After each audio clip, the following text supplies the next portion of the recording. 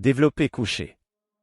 Le bench press ou développé couché est l'un des premiers exercices que la plupart des pratiquants apprennent lorsqu'ils commencent la musculation. C'est de loin l'exercice le plus populaire effectué dans la plupart des salles de sport. Êtes-vous déjà allé un lundi dans une salle de muscu pour essayer de faire cet exercice sur banc? Ce n'est tout simplement pas possible. Le problème, c'est que je vois rarement des personnes le faire correctement. Le développé couché est pratiqué comme un exercice pour le haut du corps, ciblant principalement les muscles pectoraux, et secondairement les triceps et épaules. Mais lorsqu'il est effectué correctement, il permet de travailler tout le corps, avec une sollicitation des jambes, un gainage de la sangle abdominale et une stabilisation de la ceinture scapulaire. Cependant, lorsqu'il est mal exécuté, il peut causer de graves déséquilibres musculaires qui entraînent des douleurs chroniques à l'épaule. Inutile donc de vous dire que cela va compliquer la plupart de vos activités quotidiennes. Dans cet article, vous apprendrez comment faire du bench press avec une bonne technique pour vous faire gagner en sécurité et pour vous faire profiter au mieux des effets de cet incroyable exercice. Je traiterai aussi bien de la mise en place que de l'exécution complète et des différentes positions pour répondre à tous les besoins. Comment faire le développé couché?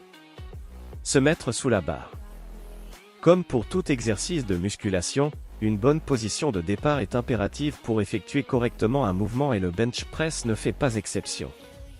Lorsque vous vous allongez sur le banc, assurez-vous que vos fesses, le haut de votre dos et votre tête soient tous au contact du banc. Alignez vos yeux sur la barre et assurez-vous que votre cou soit positionné de façon neutre pour éviter les blessures. Position des pieds. Il existe plusieurs positions des pieds acceptables, qui exigent chacune que vos pieds soient fermement ancrés au sol. Vous devrez certainement tester ce qui convient le mieux à votre anatomie, mais voici les deux qui sont les plus pratiqués.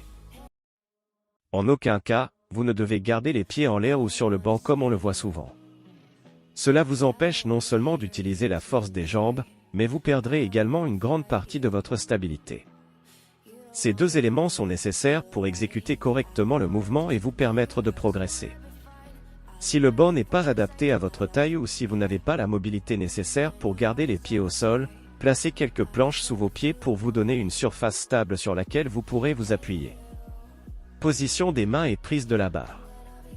Tout comme la position des pieds, la position des mains est très personnelle et dépend de plusieurs facteurs tels que la morphologie, les antécédents de blessures, la mobilité épaules, poignets et des objectifs que vous avez.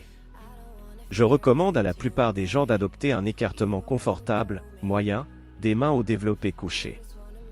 La prise plus large est généralement utilisée par les powerlifters en compétition. Ceci dit, quel que soit le choix que vous ferez pour tenir la barre, vous devez également vous assurer que vos poignets soient en position neutre plutôt qu'en hyperextension, car cela exerce une grande contrainte sur l'articulation. Respiration. Pour rester stable pendant toute la durée du mouvement, il est primordial d'utiliser la respiration pour vous aider. Avant de descendre la barre, assurez-vous de prendre une grande inspiration et de la retenir. Ceci peut être fait soit avant de retirer la barre, soit juste après l'avoir retirée et avant de commencer à la descendre.